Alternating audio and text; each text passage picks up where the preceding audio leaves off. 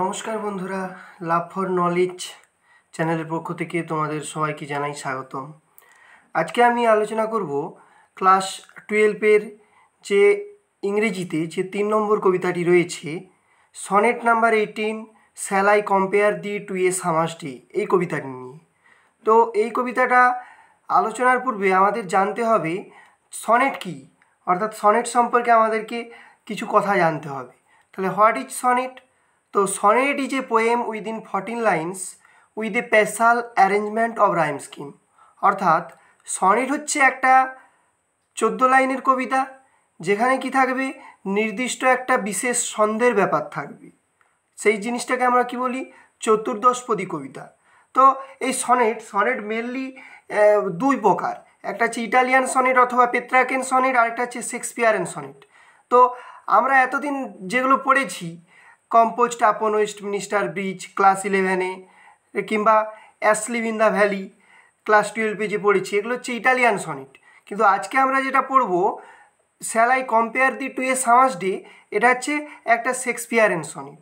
তাহলে ইটালিয়ান সনেটের দুটো অংশ ছিল, একটা হচ্ছে অক্টেভ আর একটা হচ্ছে সেস্টেট। অক্টেভ, ইটালিয়ান সনেটের প্রথম যে 8 লাইন তাকে অক্টেভ বা অক্টেট বলে, এবং শেষের যে 6 লাইন তাকে সেস্টেট বা সেস্টেপ বলে, ঠিক আছে। কিন্তু শেক্সপিয়ার কী করলেন, ইটালিয়ান সনেট ফর্মকে ছেড়ে নতুন করে একটা সনেট ফর্ম আবিষ্কার করলেন, ঠিক আছে। যেখানে তিনি কি করলেন, যেখানে তিনি 3টা কোয়ার্টেন রাখলেন এবং একটা কনক্লুডিং কাপলেট রাখলেন। এবার কোয়ার্টেন আমরা কাকে বলবো?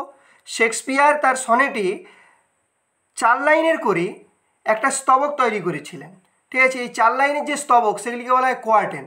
তা শেক্সপিয়ারের সনেটে তাহলে কটা কোয়ার্টেন রয়েছে? শেক্সপিয়ারের সনেটে 3টে কোয়ার্টেন রয়েছে। 3টে কোয়ার্টেন সমান 4 3 12 লাইন, কারণ 1 কোয়ার্টেন ইকাল টু আমরা জানি 4 লাইন। এবং শেষে কি রয়েছে, 2 লাইনের একটা কনক্লুডিং কাপলেট রয়েছে, ঠিক আছে, যেটার নাম কি কনক্লুডিং কাপলেট। 2 লাইনের একটি স্তবক, যেটিকে বলা হয় কনক্লুডিং কাপলেট। তো এই যে সনেট নাম্বার 18, শেক্সপিয়ার ইংরেজি সাহিত্যের একজন অনবদ্য রচনাকার, অনবদ্য লেখক, যার লেখন শৈলী অন্যান্য লেখকদের থেকে সম্পূর্ণ ভিন্ন। তিনি মোট 154টি সনেট রচনা করেছেন, যার মধ্যে 1 থেকে 126তম যে সনেট তিনি তার বন্ধুকে অ্যাড্রেস করে লিখেছেন, এবং 127 থেকে 152তম সনেট তিনি একজন ড্রাক লেডিকে অ্যাড্রেস করে লিখেছেন, এবং 153 এবং 154তম লাস্ট যে দুটি সনেট, সেই দুটি সনেট তিনি রোমান গড অফ লাভ কিউপিডকে অ্যাড্রেস করে লিখেছেন। তো আজকে sonnet number 18 shall I compare thee to a summer's day, এই সনেটটি শেক্সপিয়ারের 18 নম্বর সনেট, এবং এটি তিনি তার বন্ধুকে অনুসরণ করে লিখেছিলেন। তো এই যে সনেট, শেক্সপিয়ারের সনেট, এর একটা নির্দিষ্ট রাইম স্কিম রয়েছে। ইটালিয়ান সনেটের একটা ভিন্ন রাইম স্কিম রয়েছে, সেরকম শেক্সপিয়ারের সনেটের একটা রাইম স্কিম রয়েছে। তো এই যে shall I compare thee to a summer's day বা শেক্সপিয়ারের সনেটের রাইম স্কিমটা কি? A B C D E F এবং শেষে জি। তাহলে ইটালিয়ান সনেট, এই শেক্সপিয়ারের সনেটের রাইম স্কিমটা কি? A B C D E F G. এটা হচ্ছে রাইম স্কিম। তো রাইম স্কিমটা দেখো, এর সঙ্গে এর মিল, ডের সঙ্গে মেয়ের মিল, বিয়ের সঙ্গে বিয়ের মিল, টেম্পারেটের সঙ্গে ডেটের মিল, তারপর সি এর সঙ্গে সি এর মিল, সাইন্সের সঙ্গে সিকে ডিক্লাইন্সের মিল, ঠিক আছে, ডি এর সঙ্গে ডি এর মিল, ডিমড থেকে আনড্রিমড, ইয়ের সঙ্গে ইয়ের মিল, এফের সঙ্গে এফের মিল, সি এর সঙ্গে ডি এর মিল। এটা হচ্ছে আমাদের রাইম স্কিম। তাহলে শেক্সপিয়ারের সনেটের রাইম স্কিম হচ্ছে A B C D E F G. ঠিক আছে। তো এবার আমরা মূল সনেটে প্রবেশ করব। তো মূল সনেটে কি বলেছে সেটা আমরা দেখে নেব। তো এখানে যেহেতু এই কবিতাটি উইলিয়াম শেক্সপিয়ার তার বন্ধুকে অনুসরণ করে লিখেছেন, অ্যাড্রেস করে লিখেছেন, তো তার বন্ধুর সৌন্দর্যকেই তিনি এখানে তুলে ধরেছেন। কি বলছে দেখা যাক। কবি বলছেন, shall I compare thee to a summer's day. Shall I compare মানে কি? কম্পেয়ার মানে হচ্ছে তুলনা করা। বলছে শ্যাল আই কম্পেয়ার দিটা কি?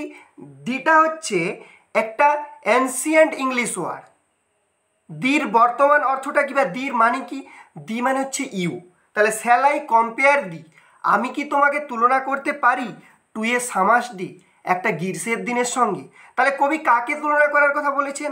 কবি তার বন্ধুকে তুলনা করার কথা বলেছেন, যে তিনি কি তার বন্ধুকে একটা গ্রীষ্মের দিনের সঙ্গে তুলনা করতে পারেন। তাহলে যে দিটা হচ্ছে কবিরা কি করতেন, এটি একটি অ্যানসিয়েন্ট ইংলিশ ওয়ার্ড। কবিরা তাদের কাব্যিক উৎকর্ষতাকে বৃদ্ধির জন্য বা তাদের ভাষা মাধুর্যতাকে সুন্দর করার জন্য এই ওল্ড বা অ্যানসিয়েন্ট ইংলিশ ওয়ার্ডগুলি ব্যবহার করতেন। তার পরের লাইনে কি বলছেন? দাও আর্ট, দাও ওই একই এনসিয়েন্ট ইংলিশ ওয়ার্ড, দাও মানে ইউ, আর্ট মানে হচ্ছে আর। তাহলে দাও আর্ট মানে তুমি হও মোর লাভলি, অনেক বেশি সুন্দর, অ্যান্ড মোর টেম্পারেট, অনেক বেশি সংযত, অনেক বেশি নমনীয়। তাহলে কবি প্রথমে কি বলছেন, যে আমি কি তোমাকে একটা গ্রীষ্মের দিনের সঙ্গে তুলনা করতে পারি। তাহলে যেহেতু শেক্সপিয়ার একজন ইউরোপ মহাদেশের কান্ট্রি ছিলেন, ইউরোপ মহাদেশের কবি ছিলেন, তো ইউরোপ মহাদেশ শীত প্রধান অঞ্চল, সেখানে গ্রীষ্মকালটা কি, গ্রীষ্মকালটা একটি মানে খুব আরামদায়ক সময় হিসেবে ধরা হয়। তো গ্রীষ্ম যেহেতু একটু আরামদায়ক সময় বা আরামদায়ক জিনিস, সেই জন্যে গ্রীষ্মকে কবি সুন্দর হিসেবে কল্পনা করেছেন। এই জন্য তিনি তার বন্ধুকে গ্রীষ্মের সঙ্গে তুলনা করতে চেয়েছেন, কিন্তু তার পরের লাইনেই বলছেন দাও art more lovely and more temperate, তুমি আরও বেশি সুন্দর এবং তুমি আরও বেশি সংযত বা আরও বেশি নমনীয়। ঠিক আছে, টেম্পারেট মানে কি? নমনীয়। রাব উইন্ডস অর্থাৎ ঝোড়ো বাতাস, ডু শেক নাড়িয়ে দেয়, the darling buds of May অর্থাৎ মে মাসের চমৎকার কুড়িগুলিকে। তাহলে গ্রীষ্মের সময় কি হয়? শুষ্ক বাতাস কি করে? মে মাসের কুড়িগুলিকে নাড়িয়ে দেয়। তাহলে আমি কখনো তোমাকে গ্রীষ্মের দিনের সঙ্গে তুলনা করতে পারি না, কবি এটা মনে করছেন। অ্যান্ড সামার লিস এবং সামারের যে স্থায়িত্বতা, ডিউরেশন অফ সামার, লিস মানে কি? লিস মানে হচ্ছে স্থায়িত্ব। তাহলে অ্যান্ড সামার লিস, সামারের স্থায়িত্বটা হ্যাথ মানে কি? হ্যাচ, এটা হচ্ছে একটা ancient English word. All two shorted, অর্থাৎ গ্রীষ্মের যে স্থায়িত্ব সেটা খুবই অল্প দিনের, বা গ্রীষ্মের যে মেয়াদ সেটা হচ্ছে খুব অল্প দিনের। তাহলে কি বলেছে? Shall I compare thee to a summer's day, thou art more lovely and more temperate, rough winds do shake the darling buds of May and summer lease hath all too short a date. তাহলে প্রথম স্তবকে এটা বলেছেন, এটা হচ্ছে একটা কোয়ার্টেন। তারপরে কি বলেছে দেখা যাক। সামটাইম কোনো সময়, টু হট প্রচণ্ড উষ্ণভাবে, দ্য আই অফ হেভেন স্বর্গের চোখ বা আকাশের চোখ, সাইন্স আলো দেয়, অ্যান্ড অফেন্ড প্রায়শই ইজ হিজ গোল্ড কমপ্লেক্সান ডিমড, তার উজ্জ্বল দীপ্তিটা ডিমড মানে কি? ম্লান হয়ে যায় বা হ্রাস পেয়ে যায়। অ্যান্ড তাহলে কি বলছে, যে কোনো সময় আকাশে যে সূর্যটি দেখা যায় সেই সূর্যটি প্রচণ্ড আলো দেয়, অ্যান্ড অফ হ্যান্ড প্রায়শই ইজ ইজ গোল্ড কমপ্লেক্সান ডিম, তার সেই উজ্জ্বলতা, তার উজ্জ্বল দীপ্তি কখনো কখনো কী হয়ে যায়? হ্রাস পেয়ে যায়। অর্থাৎ গ্রীষ্মকালে কি হয়, এক্ষুনি সূর্য প্রচণ্ডভাবে আলো দিতেছিল, হঠাৎ করে দেখা গেল মেঘ এসে আকাশে বিরাজ করলো, ফলে সূর্যের আলোটা কি হয়ে যায়? সেই মেঘের দ্বারা ঢাকা হয়ে যায়, বা সূর্যের যে দীপ্তিটা জলজল করছিল সেটা মেঘের দ্বারা কি হয়ে যায়? হ্রাস পেয়ে যায়। ওই জন্য কবি বলছেন যে সামটাইম কোনো সময়, টু হট প্রচণ্ড উষ্ণ, দ্য আই অফ হেভেন অর্থাৎ স্বর্গের চোখ, সাইন্স যেটা আলো দিচ্ছিল, আলো দেয়, অ্যান্ড অফ হ্যান্ড প্রায়শই ইচ ইজ গোল্ড কমপ্লেক্সান ডিমড, তার সেই দীপ্তিটা প্রায়শই কী হয়ে যায়? ম্লান হয়ে যায় বা কমে যায়। And every fair from fair, প্রত্যেকটা সুন্দর থেকে সুন্দরতর বস্তু, and every fair from fair, প্রত্যেকটা সুন্দর থেকে সুন্দরতর বস্তু, সামটাইম ডিক্লাইন্স মানে কি? ধ্বংস হয়ে যায়। বাই চান্স মানে কি? হঠাৎ করে বা আকস্মিকভাবে, আর নেচার্স চেঞ্জিং কোর্স আনট্রিম, অথবা প্রকৃতির পরিবর্তনশীল প্রবাহের নিরবচ্ছিন্নতায় বা পরিবর্তনশীল নিয়মের দ্বারা। তাহলে কি বলছে, যে every fair from fair sometime decline, অর্থাৎ পৃথিবীতে যত সুন্দর থেকে সুন্দরতর জিনিস রয়েছে সেগুলো কি হয়? সামটাইম ডিক্লাইন, কোনো না কোনো সময় কি হয়ে যায়? ধ্বংস হয়ে যায়। বাই চান্স হঠাৎ করে, আর নেচার চেঞ্জিং কোর্স প্রকৃতির পরিবর্তনশীল কোর্সের দ্বারা, আনড্রিমড যেটা হচ্ছে অলঙ্ঘনীয়, যেই প্রকৃতির পরিবর্তনশীল নিয়মকে আমরা ভাঙতে পারি না, তার দ্বারা প্রত্যেকটি সুন্দর থেকে সুন্দরতর বস্তু পৃথিবীর কী হয়ে যায়? ধ্বংস হয়ে যায়।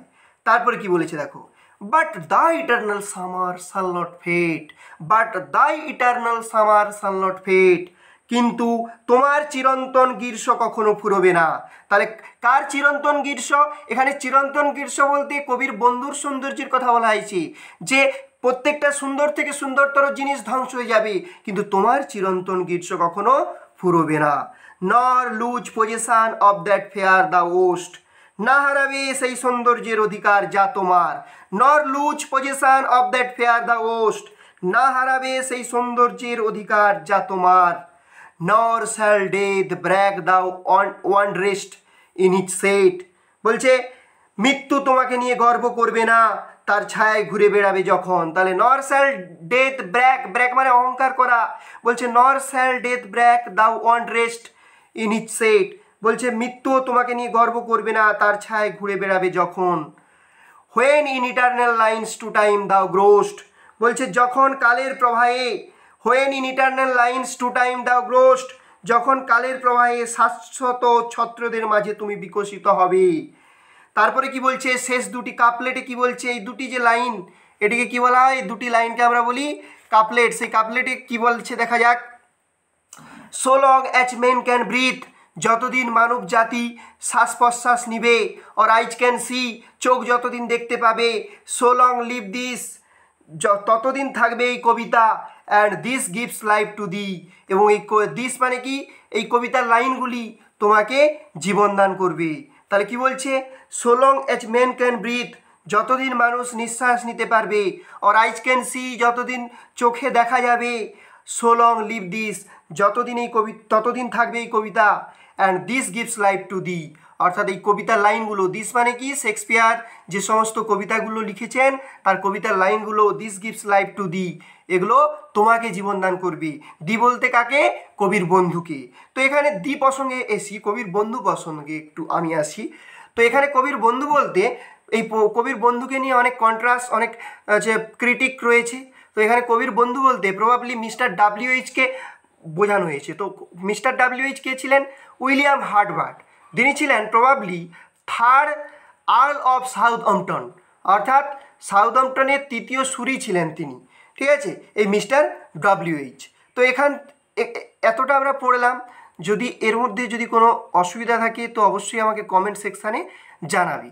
তো আর কি কয়েকটা কথা আমি না বললেই নয়, যেগুলো আমি বলে নিচ্ছি, যে এই যে shall I compare thee to a summer's day, এই কবিতাটি সম্পূর্ণভাবে শেক্সপিয়ার তার বন্ধুর গুণগান রচনা করার জন্য তিনি রচনা করেছেন, এবং তিনি চেয়েছেন তার বন্ধুকে কি করার জন্য, অমরত্ব দান করার জন্য। তিনি দেখছেন যে পৃথিবীতে সবথেকে মানে যত সুন্দর থেকে সুন্দরতর বস্তু রয়েছে তারা একদিন না একদিন কী হয়ে যাবে, ধ্বংস হয়ে যাবে।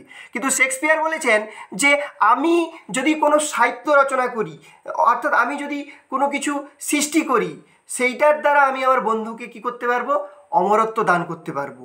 অর্থাৎ পৃথিবীতে সুন্দর থেকে সুন্দরতর বস্তু ধ্বংস হয়ে যাবে, কিন্তু আমার যে ক্রিয়েশান, অর্থাৎ কবি উপলব্ধি করে ফেলছিলেন যে আমি আজকে যেগুলো লিখছি সেগুলো পরবর্তীকালে কি হবে, সেগুলো যুগের পর যুগ ধরে কি হবে, মানুষ সেগুলোকে পড়ে যাবে। ওই জন্য কবি বলেছেন যে so long as men can breathe or eyes can see, so long live this and this gives life to thee, অর্থাৎ যতদিন মানবজাতি নিঃশ্বাস নেবে, যতদিন মানবজাতির চোখে দেখতে পাবে, ততদিন আমার কবিতাগুলো বেঁচে থাকবে, and this gives life to thee, এবং আমার কবিতার লাইন কি করবে, আমার বন্ধুকে প্রাণদান করবে। এই হলো কবিতা, ঠিক আছে। তো এখান থেকে যে সমস্ত ইম্পর্টেন্ট প্রশ্নগুলো হয় 6 নম্বরের, সেগুলো আমি বলছি, কয়েকটা প্রশ্ন আমি বলে দিচ্ছি, তোমরা নোট ডাউন করে নাও। এখান থেকে একটা খুব ইম্পর্টেন্ট প্রশ্ন হয় এই লাইনটি তুলে, so long as men can breathe or eyes can see, so long live this and this give life to thee. এই লাইন তুলে প্রশ্ন হয়, where from is the line taken, who is the poet, what does this refer to here, this বলতে কী বোঝানো হয়েছে, how can this give life to thee, এই প্রশ্নটি হয়। আরও তার সঙ্গে প্রশ্ন হয় যে নর shall death brag thou one rest in it set, which refer to here as thou, how will death be prevented from dragging that the one rest in each set, এই প্রশ্নটি হয়। এছাড়াও এখান থেকে প্রশ্ন হতে পারে যে justify the title of the poem shall I compare thee to a summer's day, এই প্রশ্নটিও হয়।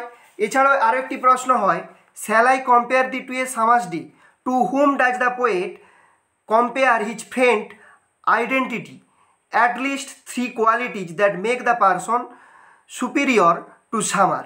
এই প্রশ্নগুলি এখান থেকে হয়। এছাড়াও এখান থেকে প্রশ্ন হয় আরও একটি প্রশ্ন, গুরুত্বপূর্ণ প্রশ্ন রয়েছে। সেই প্রশ্নটি হচ্ছে যে how does Shakespeare immortalise his friend's beauty. এটা ভেরি ভেরি ইম্পর্টেন্ট প্রশ্ন। তো বন্ধুরা আজকে এখান পর্যন্তই থাক, ঠিক আছে। যদি ভিডিওটি ভালো লাগে তাহলে একটা লাইক করবে এবং বন্ধুদের মধ্যে বেশি বেশি করে শেয়ার করবে। তো সবশেষে একটাই কথা বলবো, education is not a problem, education is an opportunity. তো সবাই পড়া চালিয়ে যাও, শিক্ষা চালিয়ে যাও, সবাই বাড়িতে থাকো, সুস্থ থাকো। জয় হিন্দ।